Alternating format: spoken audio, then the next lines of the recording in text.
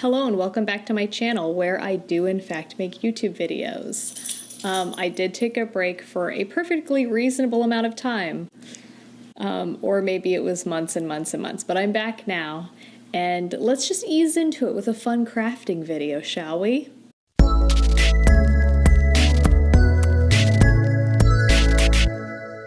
A big part of my witchcraft is crafting, like arts and crafts. And I do purchase tools, and I do buy tools from local artists sometimes. And sometimes, if I feel motivated and I have the extra cash for the supplies, I will make a craft myself. Today we're going to be making a scrying mirror. A black mirror can be a very powerful scrying tool because it obscures the reflection. And anytime you look at something for a long period of time, your brain sort of alters what you're seeing as sort of a reset, because I think like your brain's getting bored of looking at the same thing for too long, something like that. I know that there is like an Italian psychologist did a study about why people see, monsters and ghosts and things like that when they look at their reflection in a mirror for too long. And it can be the same kind of result, so just be aware. This is the way I'm going to make it because these are the materials that I found when I was out and about shopping. So the first thing you're going to need is glass. If you really want to do this simply, just go to the thrift store and find a beautiful picture frame that has glass in it and just use that. I wanted my scrying mirror to be a circle, which actually turned out to be a real challenge, but I did find this clock at a thrift store that has glass, so I'm going to take the clock apart and take the glass out. Don't feel bad though, because it is a really pointless clock that doesn't have numbers on it, so we don't feel bad.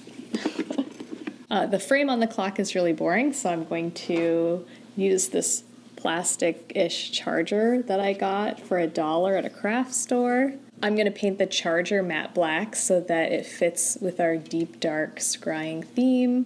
That's my plan anyway. Let's see how this goes. Scrying is often described as an act of peering into a partially obscured reflection.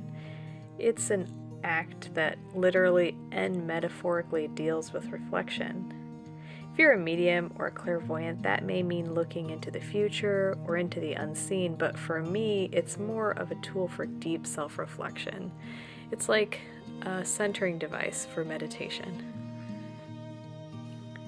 Anything with a partial reflection can be used for scrying. Ancient people would peer into a bowl of wine or a pool of water to see visions. They would also make specific scrying mirrors out of polished obsidian. I am fresh out of igneous rock, so unfortunately acrylic craft paint and a piece of glass is going to have to work. And as long as there aren't any air bubbles or streaks, it should do the trick. The next step in the process is going to be to spray paint the charger a matte black. I tried to test with the spray paint to see where the wind was coming from, but it was a windy day in the Midwest, and so the wind was coming from everywhere, so it was a little bit of a struggle. Because I was using a charger, there was a divot in the inside that was going to be hidden underneath the mirror, so I kind of took this opportunity to just add some secret like mementos. There's a little note there with some affirmations written inside of it.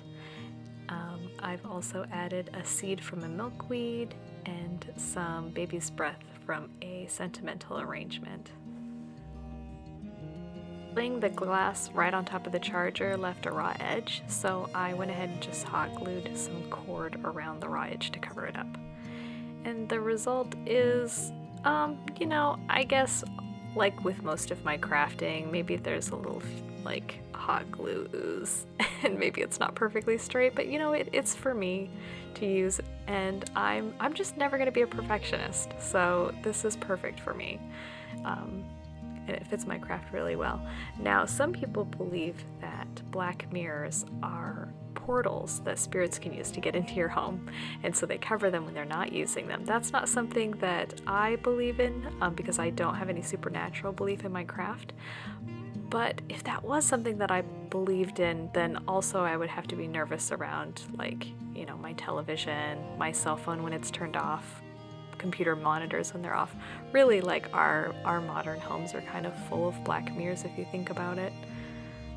So I try not to get too worked up about that sort of thing. But I will say that when you do catch like unexpected reflections in an obscured black mirror, it can be kind of creepy. But you know, I guess it's that time of year, so I guess it's on theme. It was really weird, but right when I finished this project, like everything outdoors just turned this wild peach color because the sunset was just being really strange. So I thought I would go outside and try to catch some of that image of the fiery sunset in the black mirror, and I think it turned out pretty good. So that's our witchcraft craft video for today. I hope you liked it. Let me know if scrying is something that's part of your practice and what tools you used for scrying. I know I didn't mention it before, but I know like turning to a random page of a book is a type of scrying too. I think there's a lot of different types of scrying that I didn't talk about. I was mostly focused on like the reflection kind. Like not like self-reflection, but like a literal reflection. Anyway, it's good to be back, and I hope to see you in the not too distant future. Bye-bye.